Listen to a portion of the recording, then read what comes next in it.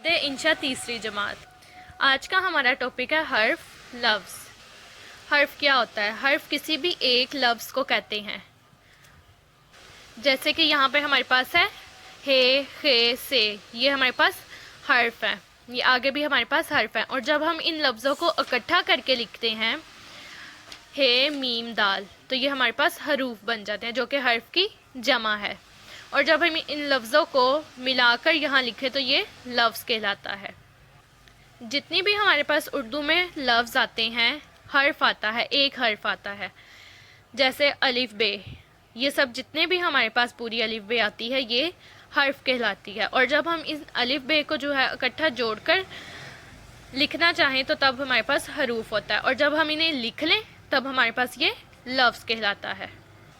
ये आगे हमारे पास सरगर्मी है, हरूफ को जोड़कर लिखें। तो ये हमारे पास लफ्ज़ दे दिए गए, अब हमने इसे जोड़कर लिखना है। जैसे जीम और सीन को जोड़ा तो जिस बन गया, नून आइन, तो जब हमने इससे जोड़ा तो हमारे पास क्या बना, नात। अब ये हमारे पास खे, दाल, अलिफ, तो जब हम इसे जोड़ेंगे तो हमारे पास क्या बनेगा, खुदा, तो वो हमारे पास लफ्ज़ होगा। इसी तरह ये सारे हरूफ हमें दिए गए हैं और हमने इसको लफ्ज़ बनाना है।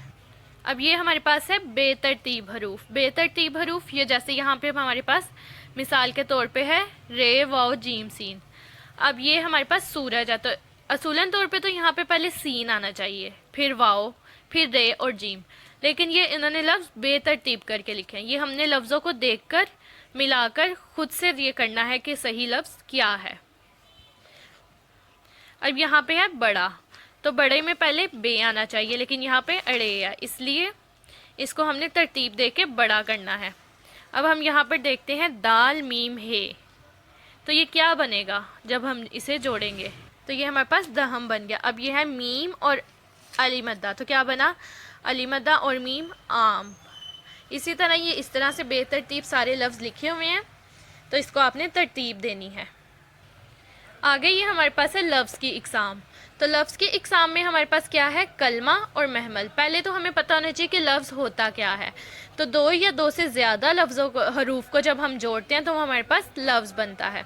और लफ्ज़ में हमारे पास इकसाम आती है कलमा और महमल।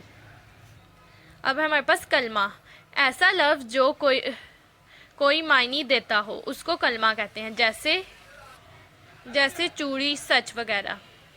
कलमा क्या होता है, कलमा ऐसे जिसका हमें मुकम्मल जो है वो मायनी समझ में आ जाए। जैसे रोटी, कपड़ा, झूठ, मैल, ये हमें समझ में आ रहा है कि इसका क्या मतलब है।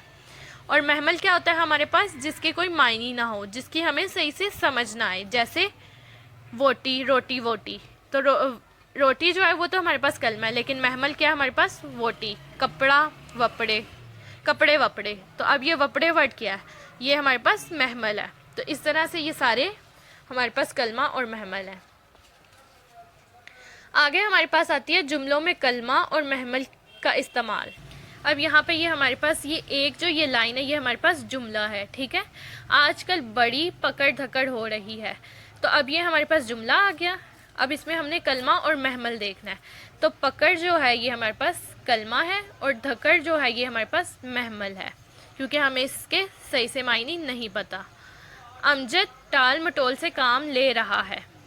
टाल तो हमें पता है, ये हमारे पास कलमा है। और महमल, मटोल क्या वर्ड है, ये हमारे पास महमल है, क्योंकि इसके कोई मायने नहीं है। तो ये बाकी भी सारी इसी तरह से है। और ये कलमा और महमल जो है हमें इसकी सरगर्मी दी गई है, ये हमने मिलाने हैं, मैचिंग जिसे कहते हैं। जैसे ये है कपड़े, वपड़े, गप, शप, करकट, मैल, कुचैल, इसी तरह से हमने इसे मैच करना। अब हमारे पास है जुमला। जुमला क्या होता है, जब कुछ अल्फाज को आपस में इस तरह मिलाएं कि पढ़ने वाले को इसका मतलब समझ में आ जाए, तो लफ्ज़ों की ये तरतीब जुमला कहलाती है। जुमला जितने भी हमारे पास हरूफ है, हरूफ को जोड़ें तो हमारे पास लफ्ज़ बनता है। और जब हमारे पास लफ्ज़ बनता है तो हम उन लफ्ज़ों को इस्तेमाल करें कि एक मुकम्मल शक्ल दे दें, एक तरतीब दे दें, एक लाइन बना दें, तो वो हमारे पास जुमला कहलाता है। अब हमारे पास है शाम का वक्त है, ये हमारे पास जुमला है। ये हमने हरूफ को जोड़कर लफ्ज़ बनाया और इन मुख्तलिफ लफ्ज़ को इस्तेमाल करते हुए एक लाइन बना ली, तो इसको हम जुमला कहेंगे। बच्चों ने अब्बू का शुक्र अदा किया। अब यहाँ पे हमारे पास बच्चों ने अब्बू का शुक्रिया अदा किया, तो अब ये हमारे पास जो है ये भी हमारे पास जुमला है। तो ये सारी हमारे पास जुमले की मिसाल है। अब दो अल्फाज के जुमले क्या होते हैं जिसमें दो लफ्ज़ इस्तेमाल होते हैं, जैसे आंधी आई, बारिश आई, अहमद आया, ये हमारे पास दो अल्फाज के जुमले हैं। तीन अल्फाज के जुमले क्या होंगे, अल्लाह एक है, आज आंधी आई, कल बारिश हुई, ये हमारे पास तीन लफ्ज़ एक जुड़ गए, एक दो तीन, तो ये तीन अल्फाज के जुमले हो गए। इसी तरह आगे हमारे पास चार अल्फाज के हैं, और ये अल्फाज के ये चार अल्फाज के हैं, फिर आगे पाँच के भी, छः के भी, सात के, और आगे चलते रहेंगे ये जुमलों के अल्फाज। तो यहाँ पे हमारे पास है चार अल्फाज के जुमले। अल्लाह की इबादत करो, ये कितने लफ्ज़ हैं, चार अल्फाज, एक दो तीन चार। इसी तरह ये भी सब चार हैं। अब यहाँ पे हम मुख्तलिफ जुमले। अब यहाँ पर है हमारे पास पाकिस्तान 14 अगस्त 1947 को बना। हज़रत मोहम्मद सल्लल्लाहु अलैहि वसल्लम अल्लाह के रसूल हैं। अब ये हमारे पास चार से ज़्यादा लफ्ज़ हो गए हैं, ये सब हमारे पास चार से ज़्यादा लफ्ज़ के जुमले हैं। बेतरतीब जुमलों को तरतीब दें, बरकत है में इत्तफाक। अब ये कोई तरतीब नहीं है, तो हम इसे कैसे तरतीब देंगे, इत्तफाक में बरकत है। नाम पाकिस्तान है मुल्क हमारे का, हमारे मुल्क का नाम पाकिस्तान है। इस तरह हमने ये जुमलों को तरतीब देनी है। अब आगे हमारे पास है जुमले की इकसाम। तो जुमलों की इकसाम क्या है हमारे पास, मस्बत जुमला, मनफी जुमला, सवालिया जुमला। अब मस्बत जुमला, ऐसा जुमला जिसमें किसी काम का करना, होना या सहना पाया जाए, मस्बत जुमला कहलाता है। जैसे मैंने खत लिखा, किताब मेज़ पर है, मैं रावलपिंडी में रहता हूँ, मेरा स्कूल बड़ा है। तो ये सब जुमले क्या हैं, मस्बत जुमले। अब है मनफी जुमले। मनफी जुमले क्या होते हैं, जिसमें नहीं का इस्तेमाल हो या ना का इस्तेमाल हो, उसको हम मनफी जुमले कहते हैं।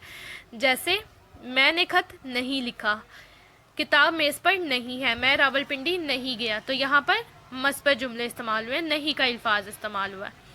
और सवालिया जुमले, ऐसे जुमले जिसमें क्या किया जाए या फिर क्या का लफ्ज़ इस्तेमाल हो, कैसे का लफ्ज़ हो। जैसे क्या मैंने खत लिखा, क्या मेज़ पर किताब है, क्या वो रावलपिंडी में रहते हैं। तो ये हमारे पास सवालिया जुमले हैं। अब आगे ये हमारे पास मस्बत, मनफी और सवालिया जुमलों की मिसालें दी गई हैं, इसे पढ़ें और समझें, और ये आगे जो सरगर्मी दी गई है इसे हल करें।